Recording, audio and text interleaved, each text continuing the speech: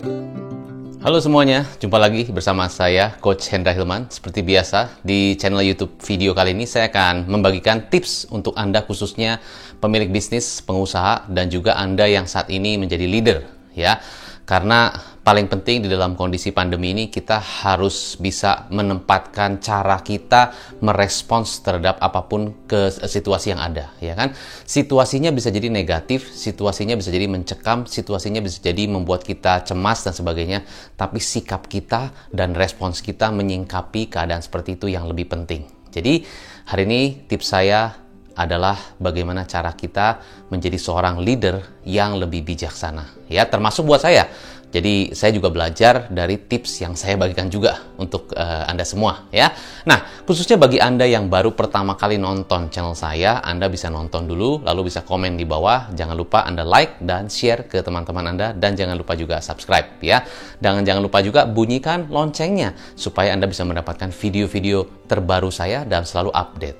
Oke, so hari ini saya akan membahas adalah bagaimana cara kita sebagai seorang leader, ya, entah Anda sebagai pemimpin perusahaan atau Anda sebagai leader di dalam perusahaan Anda, di dalam divisi tertentu, atau Anda sebagai leader di komunitas Anda, ya. Intinya kita sendiri, kita semua, termasuk saya juga, ya.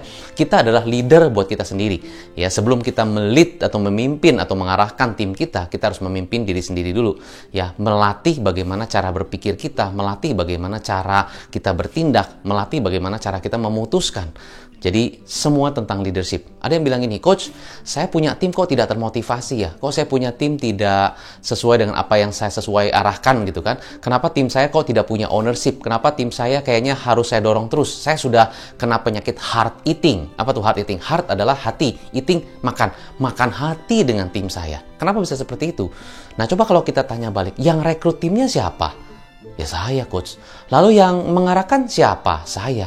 Nah, kalau saya sekarang punya tim, tapi timnya dengan kepemimpinan saya masih tidak termotivasi, masih belum terarah, masih harus didorong, berarti salahnya siapa? Ya berarti saya, Coach. Iya, berarti kita. Jadi masih mulai dari kita. Kalau tim kita belum termotivasi, tim kita belum terarah, mereka masih banyak hal-hal yang masih belum bisa ikutin aturan dan sebagainya, masih susah diarahkan, ya berarti salah siapa? Ujungnya salahnya dari leadernya. Kenapa kita cara manage-nya seperti itu? Susah. Udah cari karyawan susah. Ya cari karyawan aja susah, apalagi cari karyawan yang bagus, betul ya? Nah tapi gini, coach saya selalu bilang gini, you get the people you deserve. You get the people you deserve. Saya akan dapatkan orang-orang yang layak saya dapatkan, tergantung kepemimpinan saya. Berarti kalau saya bisa upgrade diri saya sendiri sebagai seorang leader yang lebih baik, ya termasuk saya ngomong gitu kan, saya akan dapatkan orang-orang di sekitar saya yang lebih layak yang bisa saya dapatkan. Because why? Because people will follow the great leader. People will follow leader who are inspired and who are really have the passion and have the value that they will follow. Ya, jadi orang-orang akan memfollow Anda menjadi tim Anda karena mereka melihat ada value. Nah, saya akan share kepada Anda adalah ada beberapa value ataupun framework yang saya juga sendiri lakukan, ya. Bagaimana kita menjadi seorang leader yang lebih bisa next level, khususnya dalam kondisi pandemi seperti sekarang ini. Nah, saya sebutnya adalah kode. Kode, ya, supaya gampang ingat aja. Kode. Kan kalau kode kan gampang diingat. Jadi ingat aja kode, ya. Jadi ini adalah framework ataupun sikap kita, ya, cara kepemimpinannya kita untuk menghadapi kondisi zaman sekarang yang pandemi tidak menentu dan sebagainya. Mungkin situasi kita sangat-sangat sulit, ya. Nah, sikap kita bagaimana? Situasi boleh sulit, ya, keadaan boleh mencekam, tapi sikap saya. Nah, ini adalah frameworknya. C, singkatan dari charismatic leaders. Jadi charismatic leader itu apa? Seorang yang leader yang karismatik, dia itu memiliki value, memiliki satu prinsip yang jelas, ya. Kenapa saya melakukan ini? Kenapa saya melakukan itu? Saya membuat keputusan ini karena apa? Dia buat keputusan bukan hanya berdasarkan popularitas, ya, karena semua orang suka, semua orang happy, makanya dia buat keputusan seperti itu. Bukan untuk people pleaser, bukan untuk menyenangkan orang, ya, tapi dia buat keputusan karena untuk kebaikan dan kebenaran. Bisa jadi baik belum tentu benar. Ya, seperti saat ini, ya, keputusan untuk memperpanjang PPKM salah satunya itu bukan keputusan yang mudah. Itu butuh karismatik leadership yang dia bisa memutuskan yang terbaik untuk saat ini seperti ini. Mungkin ada beberapa kalangan yang tidak suka, ada beberapa kalangan yang mungkin harus demo dan sebagainya karena mereka tidak sesuai, tidak cocok dengan pemikiran dia. Tapi itulah leader. Kadang-kadang keputusan yang dia harus buat maybe membuat orang tidak suka atau membuat orang tidak senang. Yes, for a certain time, untuk sementara, tapi untuk jangka panjang mungkin lebih baik. Ya, salah satu great leader yang saya belajar adalah dari Prime Minister Singapura, Perdana Menteri Singapura. Pada saat dia membuat keputusan, ya, itu bisa jadi waktu saat itu, ya, tidak membuat semua orang Singapura suka. Karena bisa jadi pada saat itu membuat orang malah semakin menderita atau mungkin orang tidak bisa menikmati. Contoh misalnya, pada saat itu tahun 60-an, dia membuat keputusan begini. Saya akan membangun building-building di tengah-tengah situasi, di tengah-tengah ladang, sawah, dan sebagainya. Bayangkan pada saat itu, ya, para petani melihat sawah ladang, dia bisa menikmati pemandangan begitu indah, tidak tertutup building-building. Tapi pada saat itu, Lee Kuan Yew membuat keputusan, saya harus membuat bangunan di sini. Ya, dan saya tidak peduli Anda suka apa nggak suka. Maybe keputusan saya tidak membuat Anda suka dengan saya. Tapi mungkin generasi berikutnya mereka akan bisa menikmati karena Singapura cuman land-nya tidak terlalu besar. That's why mungkin nanti akan banyak kebutuhan untuk orang tinggal dan sebagainya. Kalau kita tidak punya tempat, bagaimana orang akan tinggal? Mereka mau tinggal di mana? Nah, maka keputusan itu pada saat itu mungkin didemo oleh para petani gitu ya, orang-orang yang punya sawah dan sebagainya. Kenapa? Wah, saya tadinya bisa menghirup segar gitu kan, hawa segar, ya mungkin pegunungan, sawah ladang. Sekarang bangunan. Wah, susah. Orang mungkin bisa tidak suka. Tapi keputusan dia pada saat itu adalah mungkin beberapa waktu orang akan kecewa atau marah. Tapi untuk generasi berikutnya itu akan prosperous. That's why you have to choose me. Nah, itu dia, itu keren banget. Ya, itu salah satu yang saya belajar, wow, luar biasa. Ya, saya lihat juga pemerintah kita sangat bisa bijak ya dalam membuat keputusan. Itu tidak gampang, makanya saya mendorong Anda semua yang nonton video saya. Ayo kita dukung usaha, keputusan apapun yang dilakukan oleh pemerintah saat ini, which is it is not easy. Bayangkan kalau kita jadi mereka, bagaimana caranya untuk mengatasi situasi ini? Nggak gampang. Singapura mungkin cuma satu negara, kita Indonesia berbagai kepulauan, berbagai provinsi, ya wah luar biasa, banyak lebih kompleks. Tapi kita harus buat satu keputusan, which is not easy. Itu butuh karismatik leader. Maka ada value tertentu yang ditanamkan dia, yaitu apalah? Kesejahteraan. Ya, kesejahteraan juga apalagi suasana supaya lebih teratasi semuanya, kesehatan, itu mungkin value-nya. Maka untuk membuat sebuah keputusan itu not easy dan perlu ada dukungan semua pihak dan perlu didukung oleh semua kalangan. Ya, ini yang saya ingin encourage kepada Anda semua. Be a charismatic leader, ya. Kalau Anda membuat keputusan hanya untuk membuat orang bahagia, Anda jadi badut aja. Ya, karena tugas badut, tugas utamanya begitu, membuat orang supaya ketawa. Tugas seorang leader not to make you happy. Tugas seorang leader to make you melakukan sesuatu yang lakukan dengan benar. Itu tugas seorang leader. Termasuk saya. Ya, sebagai seorang leader pun saya sebagai seorang leader, sebagai seorang CEO, sebagai seorang business coach, saya juga banyak belajar untuk menjadi seorang charismatic leader. Ya, tentunya harus kita belajar terus. Never stop learning. Ya, itu nomor 1. Charismatic leader. Nomor 2. 2 singkatan dari O. Online management. Online management. Maksudnya apa? Kita zaman sekarang semua terhubung dengan online. Ya, terhubung semua connected dengan online. Jadi kita harus bisa membuat sistem, membuat sebuah manajemen komunikasi untuk bisa menjangkau ya tim kita, customer kita, atau menjadi apa yang dalam komunitas kita atau di dalam organisasinya kita terhubung secara online. Iya, kita punya WhatsApp. Iya, itu adalah salah satu metode komunikasi yang kita bisa menghubungkan kita dengan tim kita, dengan customer kita, dengan ya mungkin beberapa tim internalnya kita. Boleh, salah satunya adalah WhatsApp. Tapi bukan hanya WhatsApp, itu adalah salah satu media komunikasi. Untuk bisa mengkomunikasikan bukan hanya dari satu media, tentunya kita bisa menggunakan media-media lain yang bisa menghubungkan kita, membuat kita semakin lebih dekat, lebih solid dengan timnya kita. Salah satunya adalah misalnya kalau sekarang mungkin tidak bisa ketemu face to face, Zoom meeting itu merupakan satu metode yang bisa dilakukan untuk bisa terhubung Ya, itu adalah metodenya atau platformnya atau toolsnya. Tapi sistemnya bagaimana supaya kita terus-terusan bisa terhubung? Bagaimana sistem yang kita create? Bagaimana sistem yang kita ciptakan agar kita selalu bisa tahu progresnya, bisa tahu apa yang mereka lakukan, bisa termonitor? Itu namanya online management. Ya, ada satu aplikasi yang namanya Slack, ya, S-L-A-C-K, Slack gitu ya. Nah, itu juga adalah salah satu aplikasi komunikasi yang bisa memonitor, bisa memantau, bisa melihat progres dari setiap pergerakannya tim kita. Nah, kemampuan leader untuk bisa memonitor, memantau, melihat, dan sebagainya itu adalah satu karakter seorang leader. Leader itu tidak mungkin, karena saya tahu sebagai seorang leader, saya juga mengalami seperti itu. Kadang-kadang mungkin kita tidak tahu apa yang dilakukan mereka, atau tim-tim kita nggak tahu. Kita tunggu ada laporan mereka, baru kita tahu. Kalau mereka nggak lapor, kita nggak tahu. Tetapi justru dengan sistem komunikasi online yang kita create, walaupun mereka tidak report, walaupun mereka tidak laporan, kita bisa tahu. Nah, kenapa? Karena terhubung, karena ada CCTV-nya, karena ada sistem monitoringnya, karena ada progress report yang dilakukan secara rutin tanpa harus kita minta. Mereka dibuat semacam ada sistem pengontrolan yang setiap hari terpantau, dan kalau mereka tidak report secara berkala, ada nilainya dan sebagainya. Itu adalah bagian dari online management system. Dan kita harus bisa membuat itu. Coach, saya nggak tahu nih segala macam. Ya, kita harus belajar. Ya, leader itu tidak boleh ada istilah tidak tahu. Saya tidak tahu karena saya gaptek. Saya tidak tahu karena saya nggak ngerti. No, you have to understand. You have to belajar.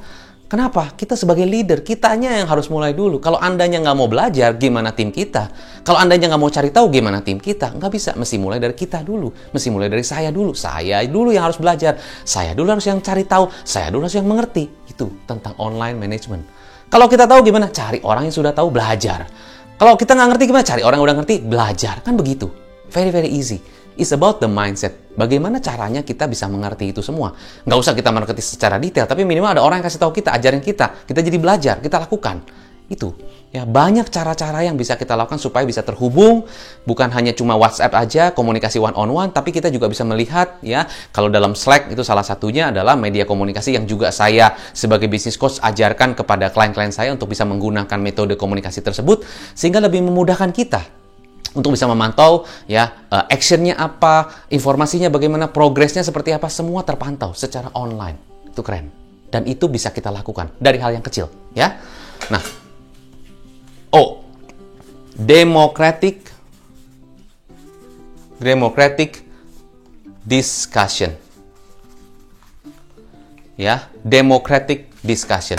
Jadi sebagai seorang leader, ya, dan kita lihat zaman sekarang ini semua orang sudah gampang akses untuk belajar. YouTube bisa, ya, ada aplikasi-aplikasi tertentu yang kita bisa langsung belajar. Ada online learning di mana-mana. Jadi untuk belajar, untuk orang bisa mempunyai skill tertentu untuk memiliki kemampuan tertentu, zaman sekarang is very easy. Zaman dulu mungkin susah, ya, lebih sulit lah, ya, harus sekolah, harus segala macam, ya, lebih sulit. Memang mungkin bisa juga, ya, ada buku-buku tertentu, tapi zaman sekarang lebih dimudahkan. Jadi artinya cara kita memanage tim kita, cara kita berdiskusi dengan tim kita, tidak I say you do. Apa yang saya katakan, kamu lakukan. Kalau kamu tidak lakukan, the boss is always right. If the boss is wrong, see rule number 1. Bos selalu benar. Kalau salah, lihat nomor 1. Nggak begitu cara kita manage tim kita. Ya, kita harus ada diskusi, harus ada brainstorming dengan tim kita. Ya, minta idenya gimana, Karena kita semua pinter.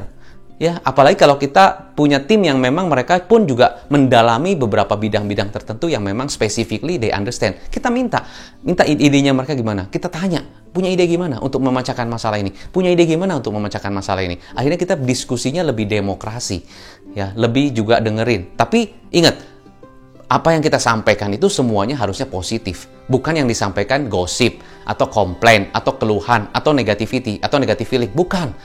Jadi yang disampaikan idenya itu bukan untuk mencela satu sama lain, tapi untuk mengencourage, untuk bisa mensupport satu sama lain. Masing-masing kasih ide kreatif. Ya, nah kebanyakan dari kita pada saat ditanya idenya apa, enggak deh. Bukannya mereka nggak mau keluar ide, mungkin mereka pernah ada ketakutan pada saat mereka sampaikan ide dibantah sama lain. Itu ide pernah coba, nggak bisa tuh, gagal. Jadi orang malas keluarinnya. Nggak boleh kayak gitu sebagai leader. Ya kita harus dengerin. Oke, idenya kamu apa? Saya begini. There's no such thing as a bad ide. Nggak ada hal-hal yang membuat ide atau yang disebut idenya yang jelek, nggak ada. There's no such thing as a bad ide, nggak ada. Semua ide itu bagus, cuman bisa jadi mungkin pada saat implementasinya bisa nanti, ya, bisa yang mana dulu. Nah, itu ada berbagai macam cara untuk bisa mengimplementasikan ide. Tapi setiap ide itu bagus, karena ide keluar dari kreativitas. Kreativitas keluar dari pemikiran kita. Pemikiran kita keluar dari ownership-nya kita. Kita ingin bantu, kan gitu. Jadi setiap ide tolong dihargai. Jangan, saya menurut saya idenya begini. Itu mah percuma, udah pernah lakukan ya, malah dibully. Ya orang malas keluarin idenya. Ya jangan begitu ya. Jadi justru kita dengerin, oh iya bagus, dicatat gitu kan. Semuanya dicatat. Oke, semua kasih. Semakin banyak semakin bagus. Karena kita inginkan agar environment budayanya kita semuanya bisa kasih ide yang lebih cemerlang. Karena dari ide akan tercipta action yang berbeda. Action yang berbeda akan tercipta hasil yang berbeda. Semua berawal dari ide. Semua berawal dari pemikiran yang kreatif. Ya, encourage-lah tim kita untuk bisa mengeluarkan ide-ide yang brilian. Itu maksudnya democratic leader atau discussion. Satu terakhir adalah environmental friendly. Ya, maksudnya gimana, Coach? Maksudnya adalah environmental friendly. Jadi artinya lingkungan kita bisa kita jaga kebersihannya, kesehatannya, ya. Semua terjaga dengan baik, bersih begitu kan ya. Artinya environmental itu maksudnya bukan hanya environmental lingkungan kerja atau lingkungan kantor atau lingkungan rumah, bukan. Tapi juga environmental itu artinya adalah lingkungan atau pemikiran kita di dalam mindset. Jadi fisiknya sehat, ya, mungkin kita olahraga rutin, makan kita bagus, pola hidup kita oke, tapi pikiran kita sehat apa enggak? Maksudnya environmental friendly and healthy itu adalah, ya, bukan hanya friendly tapi juga healthy adalah pikiran kita juga harus sehat, pikiran kita juga harus positif, pikiran kita juga harus punya hal-hal yang lebih encouraging itu, memajukan atau mensupport, ya, bukan melemahkan kita. Nah, hati-hati kita terkena yang namanya mind pollution, polusi pikiran. Maka kalau kita baca informasi, kalau kita baca berita, kalau kita dengerin orang, hati-hati ya, apakah itu adalah hal-hal yang positif atau yang negatif. Jangan sampai mungkin pikiran kita yang negatif. Contoh misalnya, simple aja, misalnya begini, Anda WA, ya, Anda WhatsApp ke teman Anda atau ke tim Anda, ya, seperti itu. Terus atau setelah itu, ya, setelah Anda WhatsApp gitu kan, tiba-tiba timnya ini balasnya sangat-sangat singkat atau mungkin lama balasnya begitu kan ya. Lalu belum apa-apa kita udah punya negative feeling. Ini kayaknya dia nggak baca nih. Kayaknya dia nggak peduli nih WA saya nih. Nggak dibaca tuh buktinya tuh. Belum apa-apa udah punya negative feeling. Hati-hati. Itu pikiran negatif. Ya, belum tentu. Siapa tahu mungkin dia sibuk, siapa tahu WA-nya ketumpuk, siapa tahu mungkin dia balasnya nanti supaya bisa balasnya lebih jelas, kan begitu. Jadi jangan punya negative feeling dulu, belum apa-apa udah just negatif gitu kan. Wah, dia pasti begini, pasti begitu. Hati-hati. Ya, jadi ya bukannya kita nggak boleh juga kita punya antisipasi seperti itu, tapi jangan sampai berlebihan. Hati-hati negative feeling atau pemikiran-pemikiran yang negatif. Itu yang membuat membuat kita menjadi lebih gimana ya? Wah, iya nih, bener juga nih. Jadi ada faktanya, ya, faktanya misalnya, ya, bener kan faktanya nih, lihat, saya udah WA nih, nggak dibalas loh, bener kan? Berarti kan dia nggak butuh saya nih, instruksi saya nggak didengerin nih. Wah, udah fakta ditambah negative feeling, jadi drama. Ya kan? Jadi Anda hidup dalam drama Korea gitu kan? Ya hati-hati, belum tentu bener.